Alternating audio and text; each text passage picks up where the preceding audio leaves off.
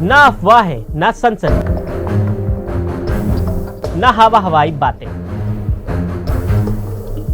सत्य और तथ्यों के साथ खबरों की तह तक। धर्मनिरपेक्ष भारत कैसे मुस्लिम अल्पसंख्यकों के लिए बन सकता है नजीर। शरणार्थी संकट के बाद से यूरोप मुस्लिम अल्पसंख्यकों की बढ़ोतरी पर अलग अलग तरह की प्रतिक्रियाओं से जूझ रहा है। फिर भी दशकों के प्रवास के बावजूद जब मुस्लिम अल्पसंख्यकों से संबंधित बात आती है तो मूल यूरोपीय लोगों के पास सीमित अनुभव और कल्पना है। यूरोपीय लोगों को मध्ययुगीन स्पेन के अल अंदालुस काल या बाल्कन के बहुत पीछे देखना होगा, क्योंकि यूरोपीय उदाहरणों में मुसलमानों और गैर मुसलमानों ने सदियों से एक ही स्थान साझा किया था।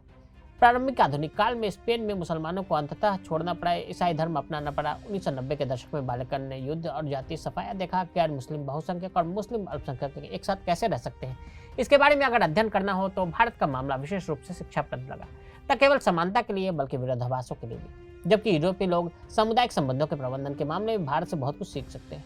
भारतीय धर्मनिरपेक्षता का संकट एक चेतावनी के रूप में भी काम करता है।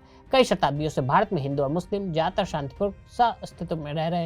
यूरोपीय लोग भारत में हिंदू मुस्लिम संबंधों से क्या सीख सकते हैं। बहुसंख्यकों को आत्ममुक्ता के लालच का विरोध करना होगा। कुछ वर्गों का मानना है कि कैसे वह स्वयं एक अन्य द्वारा निराश और पीड़ित हैं, अर्थात भारतीय मुसलमान कथित हिंदू उदारता और सहिष्णुता का प्रतिदान करने में विफल रहे हैं।